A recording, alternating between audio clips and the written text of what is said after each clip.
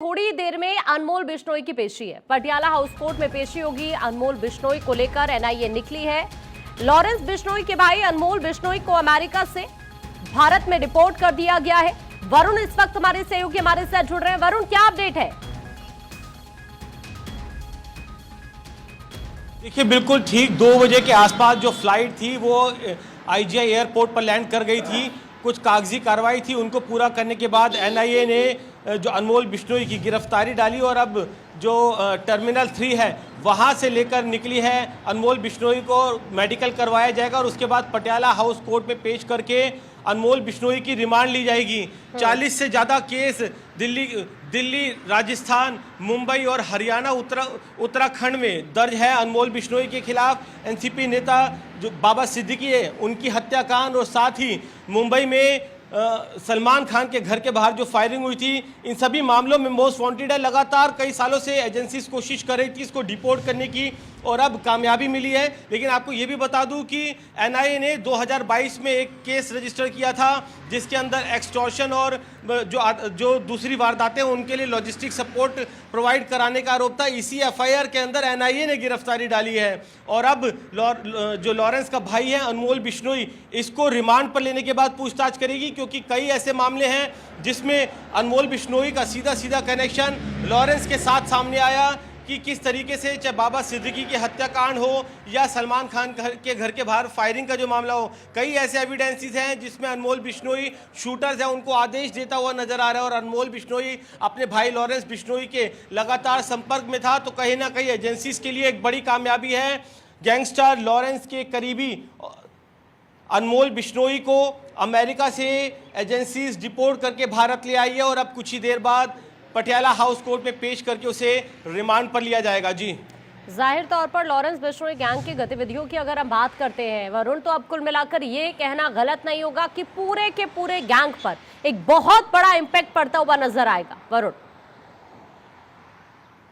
दिखेंगे इधर से। देखिए, बिल्कुल लॉरेंस साबरमती जेल के अंदर बंद है, वो वहीं से अपने इस पूरे गैंग को ऑपरेट कर रहा है, लेकिन वो वहां से बैठकर अमेरिका में बैठे हुए अनमोल बिश्नोई को इंस्ट्रक्शंस देता था। उसके बाद वो लॉजिस्टिक सपोर्ट और जो दूसरी मदद है, चाहे पैसा हो, हथियार हो, वो अपने इन गुर्गों को हिंदुस्तान के अंदर मुहैया कराता था और यहीं से एक्सटॉर्शन, रंगदारी और हत्या की वारदातों को अंजाम दे रहा था। तो आप अंदाज़ा लगाइए कि जो ये गैंग के लॉरेंस का जो पूरा गैंग है उसकी जो बीच की सबसे मजबूत कड़ी थी अनमोल बिश्नोई, उसको कहीं ना कहीं अपनी कस्टडी में लेने में, उसको गिरफ्तार करने में एजेंसीज कामयाब हो गई है। कई सालों से कोशिश थी। अमेरिका जब सिद्धू मूसेवाला का मर्डर हुआ था उससे 1 महीने पहले ही साजिशन जो अनमोल है फर्जी पासपोर्ट फरीदाबाद के एड्रेस पर बनवाया था और अमेरिका भाग गया था और वहीं से इंस्ट्रक्शंस दे रहा था सभी शूटर्स को किस तरीके से सिद्धू मूसेवाला को एलिमिनेट करना है। तो आप अंदाज़ा लगाइए कितनी बड़ी कॉन्स्पिरेसी अमेरिका से बैठकर ये लगातार रचता था।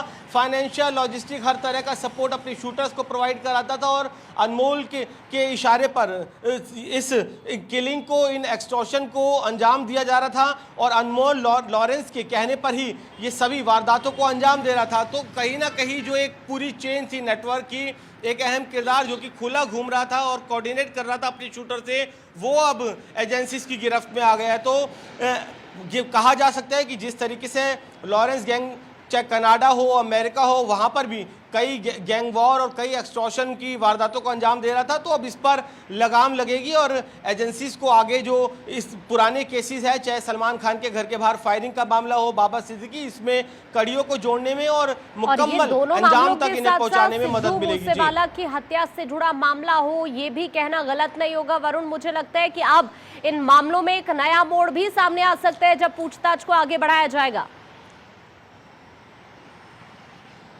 लेकिन निश्चित तौर पर जब अब अनमोल से एजेंसीज पूछताछ करेगी तो उसको ये बात साफ हो पाएगी किस तरीके से लॉरेंस के लिए इतना आसान था कि वो जेल में से बैठकर इनको इंस्ट्रक्शन दे रहा था।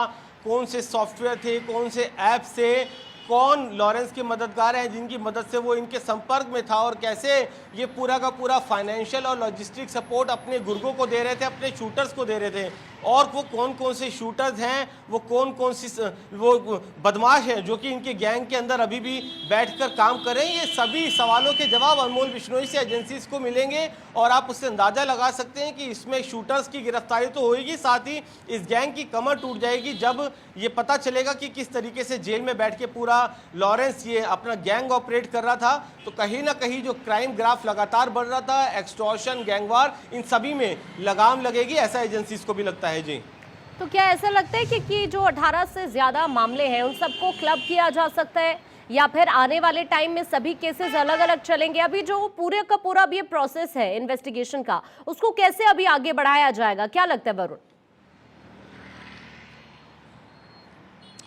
देखिए, अगर आप देखेंगे अनमोल के ऊपर मुंबई में कई मामले दर्ज हैं, दिल्ली में कई 18 मामले से दर्ज ज्यादा हैं, मामले राजस्थान में एनआईए जो मामले, जी बिल्कुल, जो अगर आप टोटल मामलों की बात करें हर स्टेट के अंदर तो वो 30 से ज्यादा मामले हो जाते हैं। जिस मामले में एनआईए ने गिरफ्तारी की है उस मामले में ये 19वीं गिरफ्तारी है। 2022 में एक एफआईआर दर्ज की थी, उसमें 18 लोग पहले ही गिरफ्तार हो चुके हैं, जी 19वीं गिरफ्तारी है। 2023 में चार्जशीट भी एनआईए ने फाइल कर दी थी।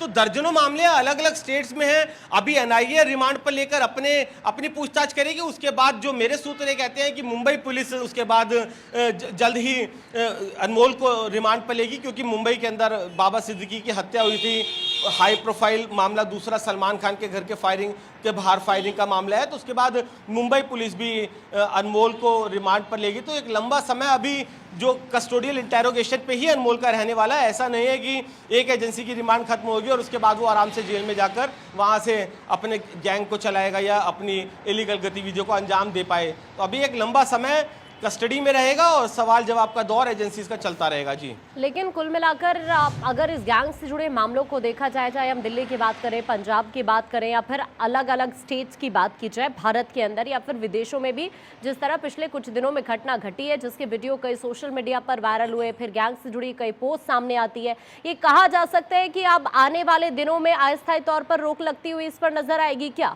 वरुण?